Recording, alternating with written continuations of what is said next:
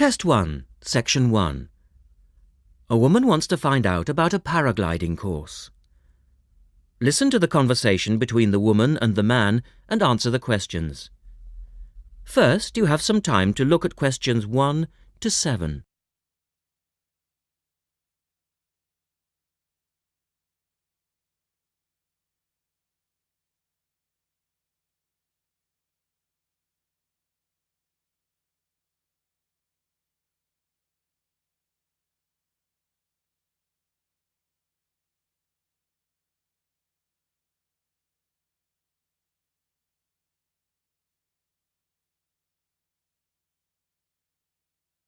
You will see that there is an example which has been done for you.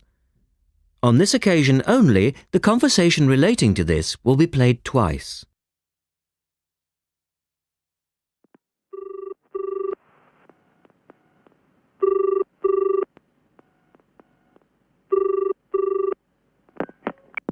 Hello, Paragliders Paradise. How can I help you?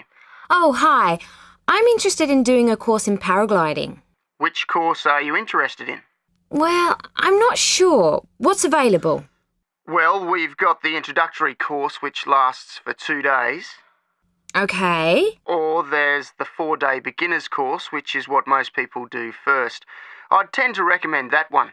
And there's also the elementary pilot course, which takes 5 to 6 days depending on conditions. We might try the beginner's course. The woman says they would like to try the beginner's course. So the answer is B, the 4-day beginner's course. Now we shall begin. You should answer the questions as you listen because you will not hear the recording a second time. Listen carefully and answer questions 1 to 7.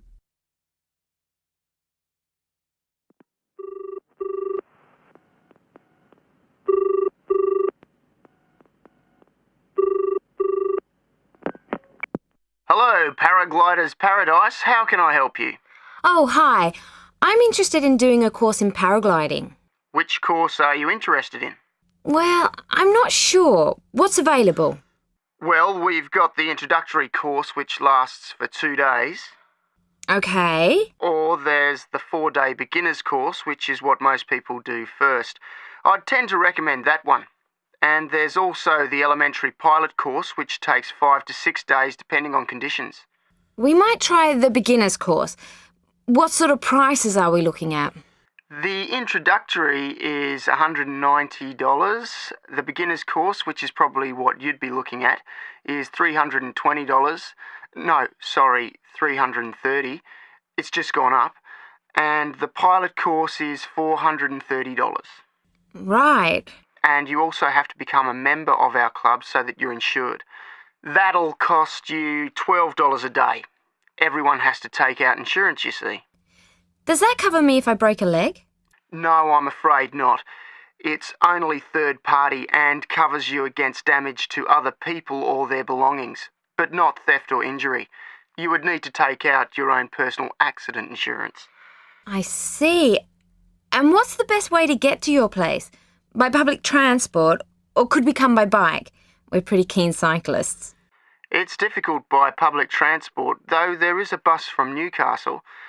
Most people get here by car, though, 'cause we're a little off the beaten track. But you could ride here, okay? I'll send you a map. Just let me take down a few details. What's your name? Maria Gentle. And your address, Maria? Well, I'm a student staying with a family in Newcastle. So it's care of... Care of Mr. and Mrs. McDonald. like the hamburgers? Yes, exactly. McDonald. The post office box address is probably best. It's P.O. Box 676, Newcastle. Is there a fax number there? Because I could fax you the information. Yes, actually there is. It's 0249, that's for Newcastle, and then 775431. Okay, now if you decide to do one of our courses, you'll need to book in advance and to pay when you book. How would you be paying? By credit card, if that's okay. Do you take Visa? Yes, fine. We take all major cards, including Visa. Okay then, Thanks very much. The girl is telling her friend about the course. Look at questions 8 to 10.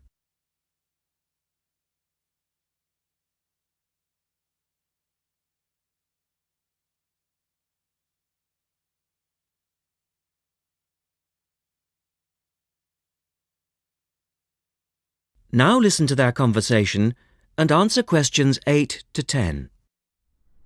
Hi, Pauline. Hi, Maria. What's that you're reading? Just some information from a paragliding school. It looks really good fun.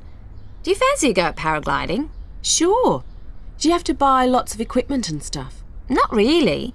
The school provides the equipment, but we'd have to take a few things along.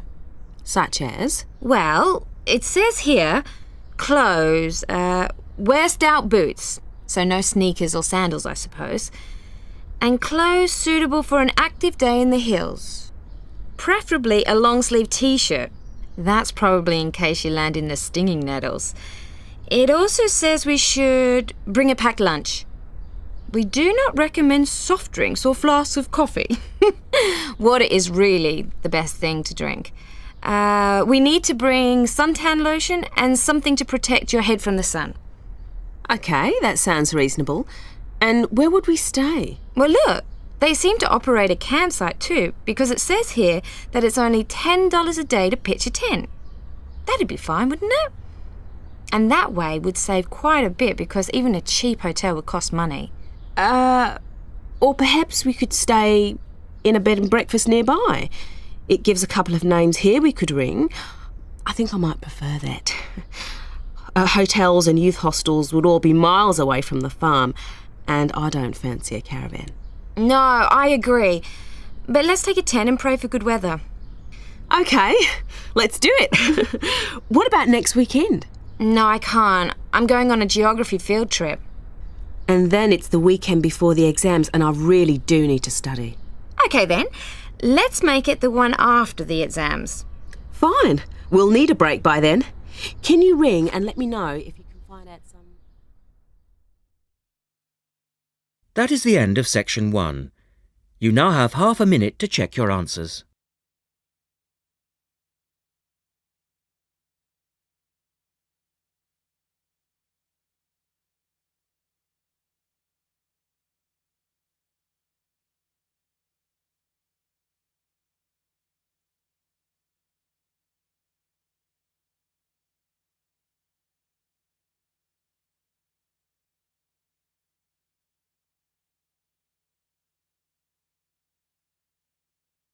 Now turn to section 2 on page 32.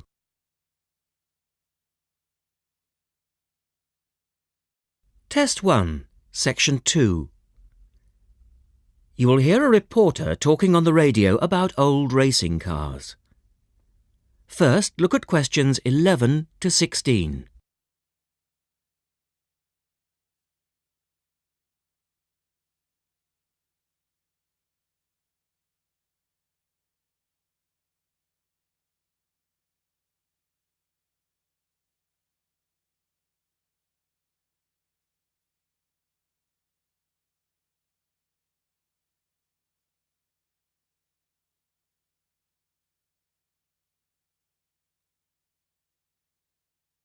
As you listen to the first part of the talk, answer questions 11 to 16.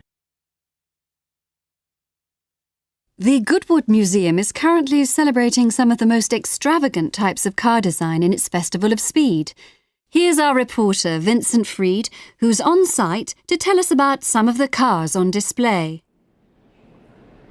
Well, here I am, standing in front of one of the most prestigious cars ever built, the Duesenberg. A fantastically expensive, luxurious car built in the early part of the 20th century and bearing all the glamorous qualities of the Jazz Age. How many were there? Well, only 473 Duesenberg J-types were ever built, and the model here is one of the rarest. Each had a short 125-inch chassis or framework, and the body was always in the form of an open two-seater. The technology behind the car's 6.9-litre engine was extraordinary. It featured capsules of mercury in the engines to absorb vibration and provide an incredibly smooth ride. In fact, these cars offered unparalleled performance. In an age when 160 kilometers per hour was considered very fast, the Duesenberg promised a top speed of 180 kilometers per hour and could do 140 kilometers per hour in second gear. Duesenberg, who designed the car, sold it as a frame and engine. This was typical of the age again, and many prestige manufacturers such as Rolls-Royce did exactly the same. Owners able to afford the hefty $9,000 price tag for the basic car would then commission a coachwork company to build a body tailored to their own individual requirements. The Duesenberg's great attraction for the driver was its instrument panel, which offered all the usual features but also several others, including a stopwatch. It was the Duesenberg's technology that lay behind its success as a racing car, and they dominated the American racing scene in the 1920s, winning the Indianapolis Grand Prix in 1924, 25, and 27. Now look at questions 17 to 20.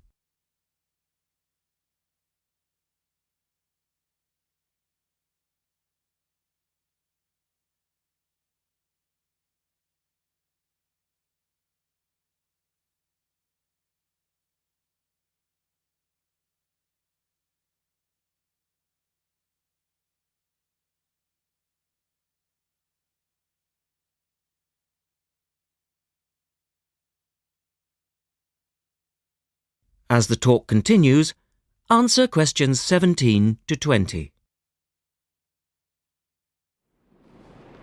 On to another celebrity, the 1922 Leia Helica.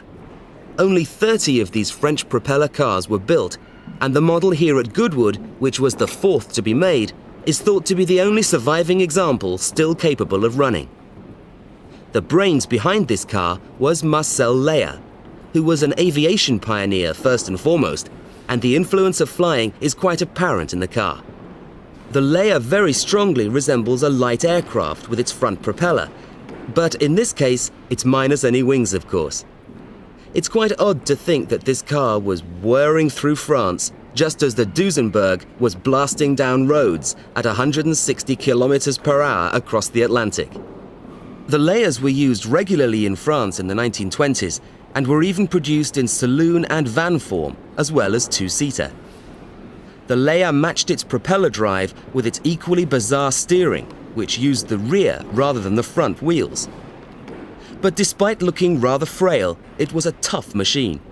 In fact, when troops tried to steal it during the Second World War, the car's baffling design was clearly beyond the would-be thieves, and it ended up being driven into a tree, breaking the propeller. And now for the Firebird. This extraordinary car was first...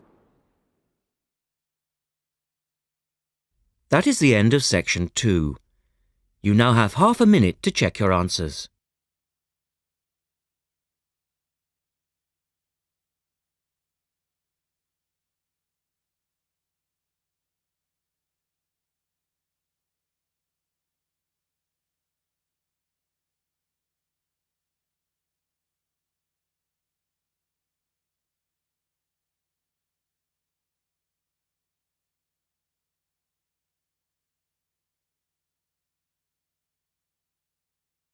Now turn to section 3 on page 33.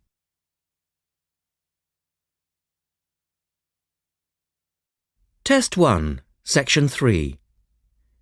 In this section, you will hear a discussion between two students, Rosie and Mike, and a university tutor. In the first part of the discussion, they're talking about a survey they have conducted on local entertainment. First, look at questions 21 to 26.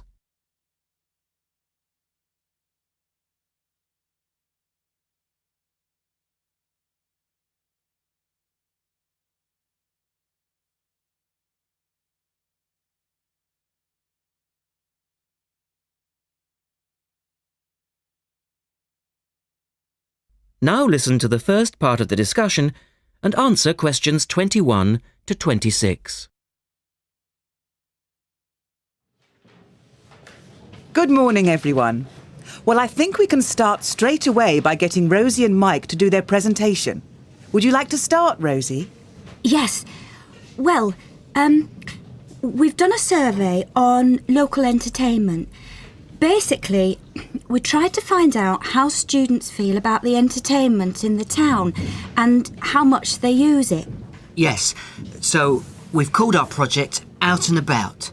Yes, that's a good title. Out and About. We wanted to find out how well students use the entertainment facilities in town, whether they get to see the latest plays, films, that kind of thing.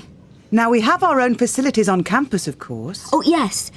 We deliberately omitted those as we really wanted to examine outside entertainment in the town as opposed to on the university campus. Actually, there were a lot of areas to choose from, but in the end, we limited ourselves to looking at 3 general categories: cinema, theatre and music. Right. OK, well, first of all, cinema. In the town, there are 3 main places where you can see films. There's the new multi-screen cinema complex, the old Park Cinema and a late-night Odeon. So, if you look at this chart, in terms of audience size, the multi-screen complex accounts for 75% of all cinema seats. The Park Cinema accounts for 20% of seats, and the late-night Odeon has just 5% of seats. As you probably know, the complex and the park show all the latest films, while the late-night cinema tends to show cult films.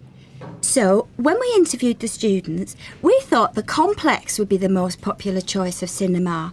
But surprisingly, it was the late-night Odeon. Yeah, and most students said that if they wanted to see a new film, they waited for it to show at the park, because the complex is more expensive and further out of town, so you have to pay more to get there as well. Yes, and that adds to the cost, of course, and detracts from the popularity, evidently. Well, next, we looked at theatres. The results here were interesting because, as you know, there's a theatre on campus which is popular, but there's also the Stage Theatre in town, which is very old and architecturally quite beautiful. And there's the large modern theatre, the Ashtop, that has recently been built. So you just looked at the 2 theatres in town? Yes, but the thing about the theatres is that there's a whole variety of seat prices. Also, the types of performance vary, so students tend to buy seats at both and like using both for different reasons. And if they want cheap seats at the Ashtop, they can just sit further from the front. What we did find that was very interesting is that there are periods during the year when students seem to go to the theatre and periods when they go to the cinema. And we really think that's to do with budget. If you look at this graph, you can see that there's a peak around November, December when they go to the theatre more, and then a period in April, May when neither is particularly popular. And then theatre viewing seems to trail off virtually, while the cinema becomes quite popular in June, July. I think you're probably right about your conclusions. In the second part of the discussion, Rosie and Mike talk about different music clubs.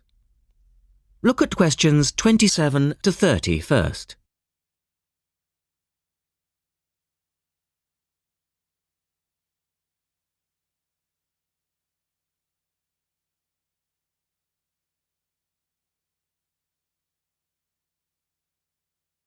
As you listen to the discussion, complete the chart about the different music clubs.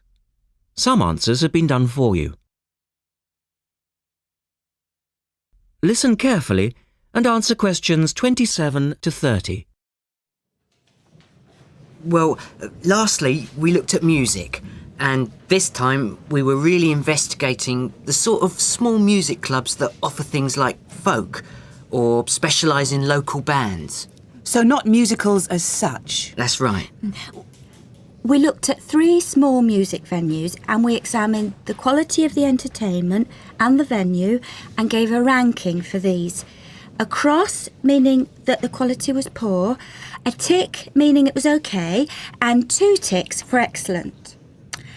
First of all, the Blues Club, which obviously specialises in blues music. This was a pretty small place and the seating was minimal, so we didn't give that a very good rating. No, we don't recommend that one really. Then the Sansu, which plays a lot of South American music. It was a big place, very lively, good performers, so 2 ticks for that one. The Pier Hotel is a folk venue, a good place for local and up-and-coming folk artists to play. Not the best of venues, as it's in a basement and a bit dark, but the quality of the entertainment was reasonable and the lighting was very warm, so we felt it deserved an average rating. Now finally, there's the Bald Rock Cafe, which features big rock bands and is pretty popular with students, and we enjoyed ourselves there as well, so top marks for that one. And then, did you get any information from the students as to which of the clubs they preferred? That is the end of section 3. You now have half a minute to check your answers.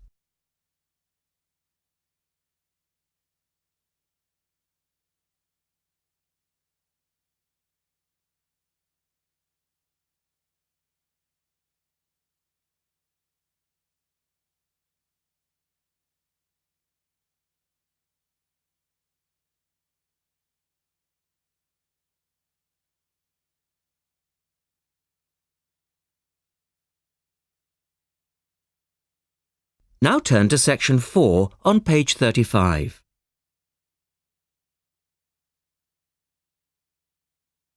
Test 1, section 4. You will hear a lecturer talking about dust storms. First, you have some time to look at questions 31 to 36.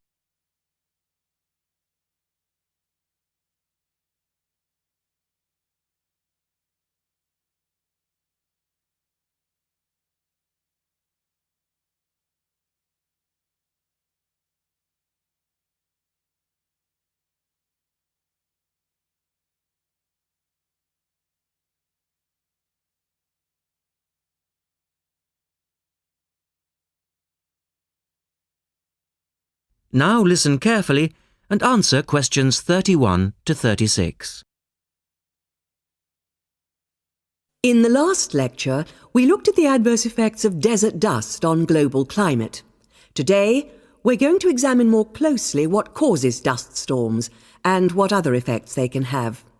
As you know, dust storms have always been a feature of desert climates, but what we want to focus on today is the extent to which human activity is causing them. And it's this trend that I want to look at, because it has wide-ranging implications.